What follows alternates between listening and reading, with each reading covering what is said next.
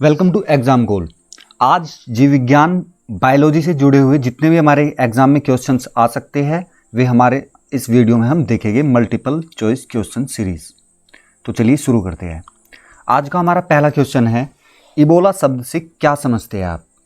हमें बताना है इबोला शब्द से आप क्या समझते हैं। ऑप्शन में हमारे पास बांग्लादेश में ये एक विषाणु रोग प्रकोप है, दक्षिणी अफ्रीका में एक विषाणु रोग प्रकोप, या आईएसआई द्वारा विनाश किया गया सीरिया का एक शहर है।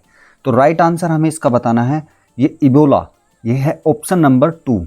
ये पश्चिम अफ्रीका में एक विषाणु रोग प्रकोप है इबोला। इसका सही आंसर हो जाएगा हमारा ऑप्शन नंबर 2। और ये इबोला है क्या, ये अफ्रीकी हरे बंदर के गुर्दों की कोशिकाओं से इबोला के कणों का विकास हुआ। यह 2014 में एक महामारी के रूप में फैला था। बढ़ते हैं हम अपने नेक्स्ट क्वेश्चन की तरफ। क्वेश्चन नंबर 2 है हमारा, जीका वायरस का वाहक कौन सा मच्छर है। ऑप्शन में हमारे पास क्यूलेक्स मच्छर, या फिर एडीज, एनोफिलीज, या क्यूलिसिटा। अब राइट आंसर हमें बताना है इसका राइट आंसर हो जाएगा एडीज। एडीज मच्छर जीका वायरस का वाहक है, मतलब इसके द्वारा ये फैलता है। जीका वायरस एडीज मच्छर के द्वारा फैलता है। एडीज ये मच्छरों का एक वंश है। जिस तरह से वैज्ञानिक नाम होते हैं हर चीज़ के, किसी फल का हो या फिर इंसानों का वैज्ञानिक नाम हो या कुछ भी हो, तो इस तरह से ये वैज्ञानिक नाम है एक मच्छर का, एडीज। बढ़ते हैं अब अपने नेक्स्ट क्वेश्चन की तरफ। क्वेश्चन नंबर 3 है हमारा, जीका वायरस मानव शरीर के किस भाग को ग्रसित करता है। ऑप्शन में हमारे पास पैर को ग्रसित करता है, हृदय, गुर्दा, या दिमाग। तो इसका सही आंसर होगा जीका वायरस दिमाग को ग्रसित करता है, ये दिमाग पर अटैक करता है। राइट आंसर इसका माइंड। बढ़ते हैं अपने नेक्स्ट क्वेश्चन की तरफ। क्वेश्चन नंबर 4, डेंगू एक बुखार है जो उत्पन्न करता है तथा दूसरे मनुष्य में पहुंचता है।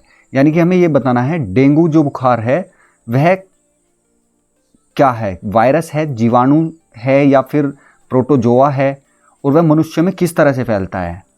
तो ऑप्शन में हमारे पास वायरस है तथा मादा एडीज मच्छर द्वारा फैलता है, बैक्टीरिया है तथा क्यूलेक्स मच्छर द्वारा फैलता है, या फिर फंगस है, मादा एडीज मच्छर द्वारा फैलता है। फोर्थ ऑप्शन हमारा प्रोटोजोआ तथा मादा एनोफिलीज मच्छर द्वारा। इसका राइट आंसर जो होगा वो हो जाएगा हमारा ऑप्शन नंबर 1। वायरस है ये डेंगू बुखार, और ये मादा एडीज मच्छर द्वारा फैलता है। इसका सही आंसर हमारा ये ऑप्शन नंबर 1। बढ़ते हैं हम अपने नेक्स्ट क्वेश्चन की तरफ। क्वेश्चन 5 है हमारा, प्रोटीन ऊर्जा कुपोषण का परिणाम है। ऑप्शन में हमारे पास मरास्मस, रिकेट्स, बेरी, या वल्क चर्म। तो इसका सही आंसर होगा वो हो जाएगा हमारा मरास्मस। प्रोटीन ऊर्जा कुपोषण का परिणाम मरास्मस है। बढ़ते हैं हम अपने नेक्स्ट क्वेश्चन की तरफ। क्वेश्चन नंबर 6 में हमारे पास आयोडीन युक्त नमक उपयोगी होता है क्योंकि यह पाचन को बढ़ाता है, या फिर रोगों के लिए प्रतिरोध वृद्धि करता है, या थायराइड ग्रंथि को नियंत्रित करता है, या उपयुक्त सभी। सही आंसर हमारा होगा थायराइड ग्रंथि को नियंत्रित करता है आयोडीन युक्त नमक। इसका राइट आंसर हमारा ऑप्शन नंबर 3। बढ़ते हैं हम अपने नेक्स्ट क्वेश्चन की तरफ। क्वेश्चन नंबर 7, थैलासीमिया एक वंशानुगत बीमारी है जो कि प्रभावित करती है, खून को प्रभावित करती है, दिल को, फेफड़े, या इनमें से किसी को नहीं। सही आंसर होगा हमारा ये खून को प्रभावित करती है। ये एक वंशानुगत बीमारी है थैलासीमिया। इसमें होता क्या है, इसमें सामान्य रूप से लाल रक्त कणिकाएं जो होती है उनकी उम्र सामान्य रूप से 120 दिन होती है, लेकिन इस बीमारी के कारण उनकी उम्र घटकर 20 दिन रह जाती है, और जिसका सीधा प्रभाव हीमोग्लोबिन पर पड़ता है, और जिसके कारण हीमोग्लोबिन कम हो जाता है और हमारा शरीर दुर्बल हो जाता है। बढ़ते हैं हम अपने नेक्स्ट क्वेश्चन की तरफ। क्वेश्चन नंबर 8, कौन सा रोग कवक के कारण होता है। पोलियो, त्वचा का प्रदाह, हैजा, या इनमें से कोई नहीं। तो इसका राइट आंसर होगा जो कवक से के कारण होता है वह होता है त्वचा का प्रदाह। इसका सही आंसर हो जाएगा। पोलियो तो एक विषाणु जनित रोग है, और हैजा जीवाणु जनित रोग है। यानी कि ये हैजा जो बैक्टीरिया से फैलता है, और पोलियो वायरस से फैलता है, और ये त्वचा का प्रदाह हो जाएगा हमारा राइट आंसर, ये कवक के कारण होता है। बढ़ते हैं हम अपने नेक्स्ट क्वेश्चन की तरफ। क्वेश्चन नंबर 9, प्लेग किससे फैलता है। जीवाणु, विषाणु, प्रोटोजोआ, या उपयुक्त सभी। इसका जो राइट आंसर होगा प्लेग बैक्टीरिया से फैलता है, जीवाणु से फैलता है ये। ऑप्शन नंबर फर्स्ट इसका राइट आंसर हो जाएगा। प्लेग यह जो संसार का सबसे पुरानी महामारियों में से एक है। जिस तरह से अब कोविड-19 चल रहा है, ये भी एक महामारी है, लेकिन ये सबसे पुरानी महामारी है प्लेग, और ये पिस्सू से फैलता है। इसमें बुखार, निमोनिया, ये सब चीज़ें होती है, और ये बहुत तेज़ी से फैलता है, बहुत बड़े स्तर पर ये फैल जाता है जब स्टार्ट होता है फैलना। बढ़ते हैं अपने नेक्स्ट क्वेश्चन की तरफ। क्वेश्चन नंबर 10 है हमारा, रेबीज क्या है? कृमि जनित रोग, विषाणु जनित रोग, जीवाणु जनित रोग या प्रोटोजोआ जनित रोग? तो रेबीज का हमें बताना है, और रेबीज है वायरस यानी कि विषाणु जनित रोग। इसका राइट आंसर हो जाएगा रेबीज। ये पशुओं की बीमारी है, ये रेबीज जो है ये पशुओं की बीमारी है, और ये मनुष्यों में जो फैलती है वो पशुओं के द्वारा ही फैलती है। बढ़ते हैं हम अपने नेक्स्ट क्वेश्चन की तरफ। क्वेश्चन नंबर 11 है हमारा, BCG का टीका कितनी उम्र में लगाया जाता है? BCG का टीका हमें बताना है, ये 2-3 वर्ष के अंदर लगाया जाता है, या फिर 10 वर्ष में, या फिर नवजात शिशु को ये लगाया जाता है, या 15 दिन के भीतर। सही आंसर होगा हमारा नवजात शिशु को ये टीका लगाया जाता है, और ये टीबी की रोकथाम के लिए ये टीका लगाया जाता है BCG का। सही आंसर हमारा ऑप्शन नंबर 3 नवजात। बढ़ते हैं हम अपने नेक्स्ट क्वेश्चन की तरफ। क्वेश्चन नंबर 12 है हमारा, मलेरिया मादा एनाफिलीज से फैलता है। इसकी खोज सबसे पहले किसने की थी? मतलब ये कि एनाफिलीज मच्छर से ये फैलता है, तो ये सबसे पहले किसने बताया था हमें? Robert Koch, Ronald Ross, Edward Jenner या लुई पास्चर? राइट आंसर हमारा हो जाएगा, वो हो जाएगा हमारा रोनाल्ड रॉस। ये चीज़ हमें सबसे पहले रोनाल्ड रॉस ने बताई थी कि मलेरिया मादा एनाफिलीज मच्छर से फैलता है। बढ़ते हैं हम अपने नेक्स्ट क्वेश्चन की तरफ। क्वेश्चन नंबर 13, निम्नलिखित में से कौन सा रोग केवल वंशानुगत संचालित है? मायोकार्डिया इन्फेक्शन, डायबिटीज़, कैंसर या हीमोफीलिया?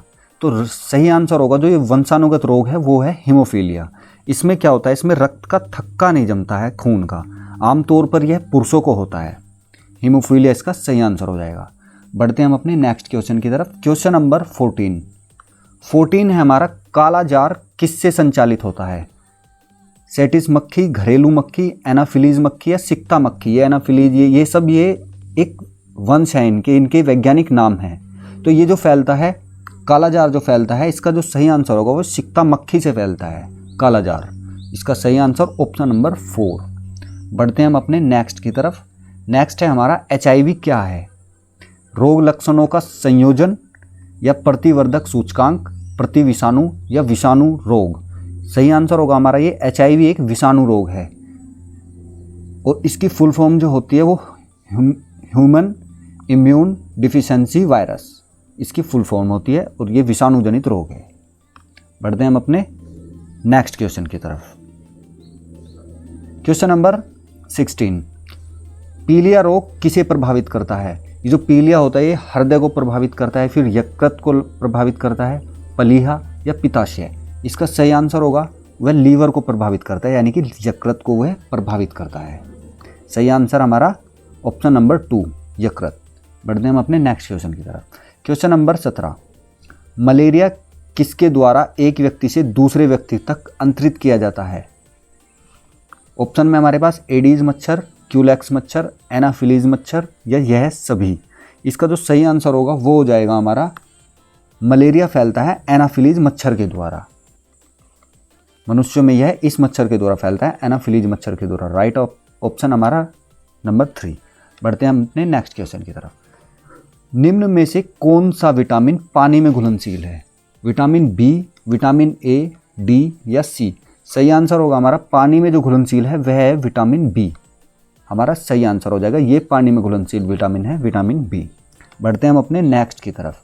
नेक्स्ट है हमारा क्वेश्चन नंबर 19, एक कठोर परिश्रम करने वाले पुरुष की दैनिक ऊर्जा की आवश्यकता होती है 3000 किलो कैलोरी, 2700 किलो कैलोरी या 4000 किलो कैलोरी या 6000 किलो कैलोरी? इसका सही आंसर होगा, एक कठोर परिश्रम करने वाले व्यक्ति को दिन में कम से कम 4000 किलो कैलोरी ऊर्जा की आवश्यकता होती है। राइट आंसर हमारा ऑप्शन नंबर 3। बढ़ते हैं हम अपने नेक्स्ट क्वेश्चन की तरफ। क्वेश्चन नंबर 20, विटामिन B2 का अन्य नाम है। तो इसका जो B2 का वैज्ञानिक नाम, अन्य नाम है, वह हमें बताना है। थायमीन, हीमोग्लोबिन, राइबोफ्लेविन या डेक्सट्रोस? सही आंसर होगा हमारा राइबोफ्लेविन। राइबोफ्लेविन हमारा राइट आंसर हो जाएगा। विटामिन बी को राइबोफ्लेविन कहा जाता है। बढ़ते हैं हम अपने नेक्स्ट क्वेश्चन की तरफ। क्वेश्चन नंबर 21, बीएमडी परीक्षण का पूर्ण रूप क्या है? बीएमडी परीक्षण की हमें फुल फॉर्म बतानी है। बीएमडी ऑप्शन में हमारे पास bone marrow density, bone mineral density, bone marrow deficiency या बोन मैरो डिफरेंशिएशन। तो इसका जो हो जाएगा वह होगा हमारा बोन मिनरल डेंसिटी। इसका सही आंसर हो जाएगा बोन मिनरल डेंसिटी। और ये परीक्षण किया किस लिए जाता है? यह टेस्ट हमारी हड्डियों की जांच के लिए किया जाता है। सही आंसर हमारा option number 2 bone mineral density. बढ़ते हैं अपने नेक्स्ट क्वेश्चन की तरफ। क्वेश्चन नंबर 22, डेंगू बुखार में मानव शरीर में निम्नलिखित में से किसकी कमी होती है? प्लेटलेट्स, हीमोग्लोबिन, शर्करा या जल। तो डेंगू बुखार में जो सबसे ज़्यादा घटते हैं वो घटते हैं प्लेटलेट्स। ये इस चीज़ की कमी हो जाती है, प्लेटलेट्स की कमी हो जाती है डेंगू बुखार में। सही आंसर हमारा ऑप्शन नंबर 1। बढ़ते हैं नेक्स्ट की तरफ। नेक्स्ट है हमारा क्वेश्चन नंबर 23 है हमारा, काली मौत किसे कहा जाता है? ऑप्शन में हमारे पास कैंसर, प्लेग, एड्स या मलेरिया। तो काली मौत जो कहा जाता है वह कहा जाता है प्लेग को, जो पिस्सू से फैलता है और ये सबसे पुरानी महामारियों में से एक है प्लेग। राइट आंसर हमारा प्लेग हो जाएगा इसका, काली मौत इसको ही कहा जाता है। क्वेश्चन नंबर 24, छोटी माता चिकन पॉक्स पैदा की जाती है डीएनए विषाणु द्वारा, वेरियोला विषाणु द्वारा या स्ट्रेप्टोकोक्स द्वारा या विब्रियो कोलेरी द्वारा। इसका राइट आंसर हमें बताना है और राइट आंसर हो जाएगा इसका डीएनए विषाणु के द्वारा ये पैदा की जाती है छोटी माता या चिकन पॉक्स। राइट आंसर हमारा ऑप्शन नंबर 1। बढ़ते अपने नेक्स्ट की तरफ। निम्नलिखित में से कौन सा कवकीय रोग है? सही आंसर हमें बताना है धवल रोग, दाद, हाथी पांव या एक्जिमा। राइट आंसर हो जाएगा कवकीय रोग, ये दाद है। सही आंसर ऑप्शन नंबर 2 हमारा राइट आंसर है। बढ़ते अपने नेक्स्ट क्वेश्चन की तरफ। क्वेश्चन नंबर 26 है हमारा, मानव गुर्दे में पथरी निम्नलिखित में से किसकी वजह से बनती है? Calcium acetate, sodium acetate, calcium oxalate या सोडियम बेंजोएट। इसका सही आंसर होगा वो हो जाएगा हमारा कैल्शियम ऑक्सलेट से की वजह से ये बीमारी फैलती है। मानव गुर्दे में पथरी बनती है, ये कैल्शियम ऑक्सलेट से बनती है। पथरी होती क्या है? पथरी एक मिनरल्स और नमक से बना एक ठोस जमावट होती है जिसमें कैल्शियम की अधिकता से ये बन जाती है। और पथरी में आनुवांशिक कारणों से भी पथरी हो जाती है और कम पानी पिए, इसके बहुत सारे कारण हैं पथरी होने के कारण। फिलहाल हमारा ऑप्शन नंबर 3 इसका राइट आंसर होगा, कैल्शियम ऑक्सलेट की वजह से ये पथरी बनती है। बढ़ते अपने नेक्स्ट क्वेश्चन की तरफ। क्वेश्चन नंबर 27, एड्स होता है जीवाणु से, फफूंद से, कृमि से या विषाणु से। इसका राइट आंसर होगा हमारा विषाणु, option number 4 AIDS, AIDS। Right answer हमारा इसका विषाणु से होता है, अक्वायर्ड इम्यून डिफिशियंसी सिंड्रोम। बढ़ते अपने नेक्स्ट क्वेश्चन की तरफ। क्वेश्चन नंबर 28, बीएमडी परीक्षण के लिए किसके लिए किया जाता है? बीएमडी परीक्षण डेंगू के लिए, मलेरिया के लिए, एड्स के लिए या ऑस्टियोपोरोसिस की जांच के लिए। तो क्वेश्चन नंबर 28 का हमें बताना है और ये हो जाएगा ऑस्टियोपोरोसिस की जांच के लिए परीक्षण किया जाता है। बढ़ते हैं हम अपने नेक्स्ट क्वेश्चन के लिए। क्वेश्चन नंबर 29, निम्नलिखित में से कौन सा स्कर्वी रोग के इलाज के लिए उपयोगी है? आम, पपीता, आंवला या बेर। राइट आंसर हमें बताना है इसका क्वेश्चन नंबर 29 का और वो हो जाएगा आंवला। स्कर्वी रोग के इलाज के लिए ये सबसे ज़्यादा महत्वपूर्ण है और ये विटामिन सी की कमी से होता है। स्कर्वी रोग विटामिन सी की कमी से होता है और सी में जो यूज़ किए जाते हैं वो सारी चीज़ें खट्टी चीज़ें भी यूज़ की जाती है जैसे कि नींबू, अचार, आंवला। तो बढ़ते हैं हम अपने नेक्स्ट क्वेश्चन की तरफ। क्वेश्चन नंबर 30, विटामिन ए की कमी के कारण होता है बालों का झड़ना, कमजोरी, पेचिस या नाइट ब्लाइंडनेस। राइट आंसर हमारा हो जाएगा विटामिन ए की कमी के कारण नाइट ब्लाइंडनेस हो जाता है। राइट आंसर हमारा ऑप्शन नंबर 4। बढ़ते हैं क्वेश्चन नंबर 31 है हमारा, किस सूक्ष्म जीव के द्वारा हेपेटाइटिस की बीमारी होती है? वायरस, प्रोटोजोआ, बैक्टीरिया या उपयुक्त में से कोई नहीं। तो तो ये हो जाएगा हमारा option number first, virus. Virus के द्वारा हेपेटाइटिस की बीमारी होती है। बढ़ते हैं अपने नेक्स्ट क्वेश्चन की तरफ। क्वेश्चन नंबर 32, एड्स विषाणु के लिए सबसे ज़्यादा आजमाई गई दवा है। ऑप्शन में हमारे पास जीडोवुडिन, माइकोनोजोल, विरोजोल या नोनाकेसिनोल 9। सही आंसर हमारा ऑप्शन नंबर फर्स्ट हो जाएगा, जीडोवुडिन, AZT। ये हमारा सबसे सही आंसर हो जाएगा। एड्स विषाणु के लिए सबसे ज़्यादा आजमाई गई दवा जीडोवुडिन है। बढ़ते हैं नेक्स्ट की तरफ। श्वेत फुफ्फुस रोग पाया जाता है कागज उद्योग के कर्मचारियों में, सीमेंट उद्योग के कर्मचारियों में, कपड़ा उद्योग के कर्मचारियों में, पीडकनाशी उद्योग के कर्मचारियों में। इसका सही आंसर होगा हमारा कागज उद्योग के कर्मचारियों में ये श्वेत फुफ्फुस रोग नामक पाया जाता है। बढ़ते हैं हम अपने नेक्स्ट की तरफ। क्वेश्चन नंबर 34, चेचक के लिए टीके का आविष्कार किसने किया था। चेचक यानी कि चिकन पॉक्स या फिर छोटी माता बड़ी माता, वो यही चीज़ होती है जो त्वचा से संबंधित रोग है ये। और ये Edward Jenner, Louis Pasteur, sir Alexander Fleming या sir Frederick Grant Banting. Right answer हमारा हो जाएगा एडवर्ड जेनर। इसका टीके का आविष्कार जो किया था वो एडवर्ड जेनर ने किया था, चेचक के टीके का। सही आंसर हमारा एडवर्ड जेनर। बढ़ते हैं नेक्स्ट की तरफ। कालाजार का संचार किसे कहा जाता है। काली मक्खी, सिकता मक्खी, सेटसी या चीचड़ी। सही आंसर हमारा हो जाएगा इसका सिकता मक्खी। सिकता मक्खी के द्वारा ये कालाजार फैलता है। बढ़ते हैं अपने नेक्स्ट क्वेश्चन की तरफ। क्वेश्चन नंबर 36 है हमारा, कैडमियम प्रदूषण किससे संबंधित है। इसका सही आंसर हमें बताना है। मीना माता रोग से, ब्लैक फुट रोग से, इटाई से या डिसलेक्सिया से। राइट आंसर हमारा हो जाएगा इसका इटाई से इसका संबंध है। कैडमियम प्रदूषण से इटाई नामक रोग ये हो जाता है और इसमें रीढ़ और जोड़ों में इसमें दर्द होता है। राइट आंसर हमारा ये। क्वेश्चन नंबर 37 हमारा, दर्दनाक अस्थि रोग इटाई का पहले कहाँ पता चला था। तो राइट आंसर हमारा हो जाएगा इसका जापान। इस रोग का सबसे पहले पता जापान में चला था और ये हड्डियों से संबंधित रोग है, इटाई। बढ़ते हैं हम अपने नेक्स्ट क्वेश्चन की तरफ। कहाँ काम करने वाले व्यक्तियों को ब्लैक लंग रोग हो जाता है। राइट आंसर हमें बताना है। विद्युत लेपन उद्योग में, कार्बनिक विलायक उद्योग में, कोयला खान में, पेंट विनिर्माण उद्योग में। तो सही आंसर जो होगा वो हो जाएगा हमारा ब्लैक लंग रोग होता है कोयले की खानों में और ये फेफड़ों को प्रभावित करता है। ब्लैक लंग रोग फेफड़ों को प्रभावित करता है और ये कोयले की खान में जो काम करते हैं उनको ये रोग पाया जाता है। बढ़ते हैं अपने नेक्स्ट क्वेश्चन की तरफ। क्वेश्चन नंबर 39 है हमारा, मीना माता रोग किसके द्वारा पानी के प्रदूषण से फैलता है। तो ये चीज़ तो क्लियर होगी, ये रोग पानी के प्रदूषण से फैलता है, लेकिन पानी में क्या चीज़ ऐसी होती है जिसके कारण ये रोग फैलता है।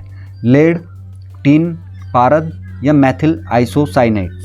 इसका राइट आंसर हो जाएगा हमारा ये फैलता है पारद के कारण। सही आंसर हो जाएगा मीना माता रोग पारद के कारण फैलता है और ये सबसे पहले कहाँ पर हुआ था। ये जापान का एक शहर है, उसका नाम मीना माता रोग है, वहाँ पर ये सबसे पहले हुआ था, तो इसी के नाम पर ये इसका नाम दे दिया था मीना माता रोग और ये पारद से फैलता है। इसका राइट आंसर ऑप्शन नंबर 3। बढ़ते हैं क्वेश्चन नंबर 14, आयोडीन की कमी के कारण क्या होता है। मिजेंट, मधुमेह, घेंगा या आउटू अतिक्रियता। तो राइट आंसर हमारा हो जाएगा इसका घेंगा। आयोडीन की कमी के कारण घेंगा होता है। बढ़ते अपने नेक्स्ट क्वेश्चन की तरफ। क्वेश्चन नंबर 41, दिल का दौरा किस कारण से होता है। हृदय पर जीवाणु का हमला या फिर हृदय गति का रुक जाना, हृदय में रक्त आपूर्ति की कमी या अज्ञात कारणों से हृदय में बाधा आना।